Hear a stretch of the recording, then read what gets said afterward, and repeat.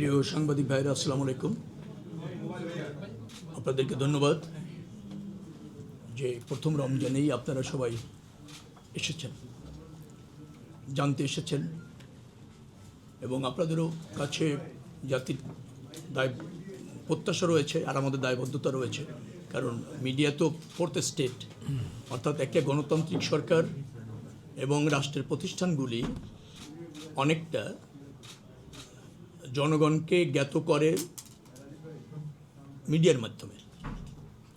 সেই জায়গা থেকে যেহেতু একটা নতুন সরকারের যাত্রা শুরু হয়েছে, নতুন লক্ষ্য নিয়ে, বিশেষ করে রাষ্ট্র ব্যবস্থাপনায় একটা জনবান্ধব প্রক্রিয়া প্রতিষ্ঠিত করা, সেই জায়গা থেকে আমরা শুরু করেছি। আজ আমরা 4টি মন্ত্রণালয়ে গিয়েছি। 4টি। প্রথমে গিয়েছি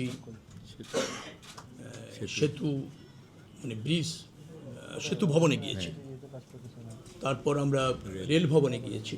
সেখানেও তাদের দায়িত্বশীল যারা আছেন, যারা বিভাগকে ফাংশন করাচ্ছেন, সরকারের বা রাষ্ট্রের হয়ে কাজ করছেন, রাষ্ট্রের প্রতিষ্ঠান হিসেবে কাজ করছেন, মন্ত্রণালয় হিসেবে কাজ করছেন, বিভাগ হিসেবে কাজ করছেন, তাদের কাছ থেকে বেশ কিছু জিনিস জ্ঞাত হয়েছে।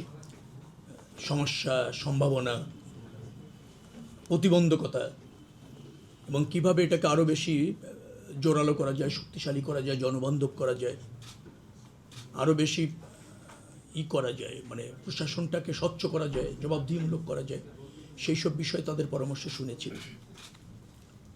তো আমরা মনে করছি যে আকাঙ্ক্ষা নিয়ে এদেশের মানুষ এই সরকার অর্থাৎ বাংলাদেশ জাতীয়তাবাদী দলের প্রতি আস্থা রেখে জনরায় দিয়েছিল এবং তার পরিপ্রেক্ষিতে যে সরকার গঠিত হয়েছে তাদের বিশেষ প্রত্যাশা রয়েছে জনগণের এবং বিশেষভাবে কাজ করারও প্রয়োজন রয়েছে রাষ্ট্রের।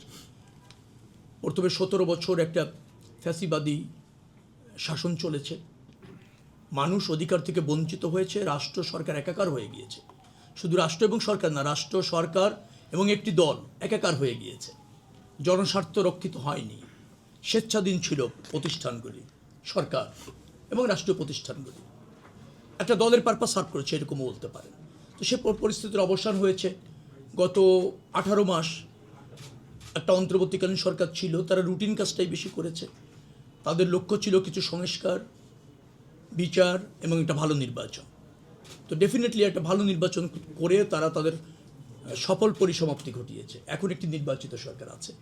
নির্বাচিত সরকারের প্রধানমন্ত্রী হচ্ছে দেশের গণমানুষের নেতা জনাব তারেক রহমান, তিনি প্রধানমন্ত্রী এবং তিনি আমাদের এই 3 জনের উপর আস্থা রেখে 3টি মন্ত্রণালয়, আবার প্রখ্যাত এরকমও বলা যায় 4টি মন্ত্রণালয়, কারণ 4 জন সচিব এখানে আছেন, তার দায়িত্ব রেখেছেন।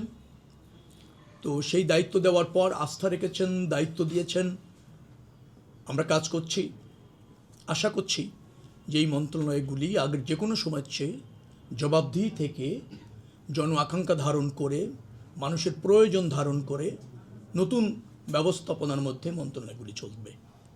এবং যারা এখানে ইতিমধ্যে আছেন, সচিব আছেন 2 জন এখানেই আছেন এবং সিনিয়র সহকারী সচিব আছেন, অন্য মন্ত্রণালয়ের সচিবরা আছেন, তাদের সাথে কথা বলে মনে হয়েছে তারাও তাদের দক্ষতার, যোগ্যতার মাধ্যমে এই মন্ত্রণালয়গুলিকে আরও জোরালোভাবে ফাংশন করতে অঙ্গীকার করেছেন এবং অঙ্গীকারাবদ্ধতা আছেন।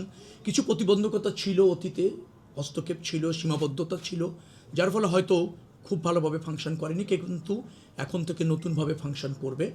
অনেক সমস্যা আমরা চিহ্নিত করেছি, অনেক প্রস্তাবনাগুলি আমাদের কাছে আছে। আজকে মনে হয় 2য় দিন আমাদের এখানে আসা। আমার মনে হয় যে যদি আপনাদের আমরা এটুকু বলতে চাই যে আমরা খুব ভালোভাবে শুরু করতে পেরেছি এবং খুব ভালোভাবে এগোতে পারবো বলে মনে করছি। সব কিছু এখনো পর্যন্ত আমরা জ্ঞাত হতে পারিনি। তো যেখানে যেখানে মনে করা হয়েছে যে না এখনই সিদ্ধান্ত নেওয়া যায়, ইতিমধ্যে আমরা সেই সিদ্ধান্তগুলি নিতে চলেছি, বলবো আমি নিয়েছি, আমি এটা বলবো না, নিতে চলেছি। প্রধানমন্ত্রী এই পর্যন্ত মনে হয় আজকে নিয়ে 2 বার আমাদের সাথে বসলেন।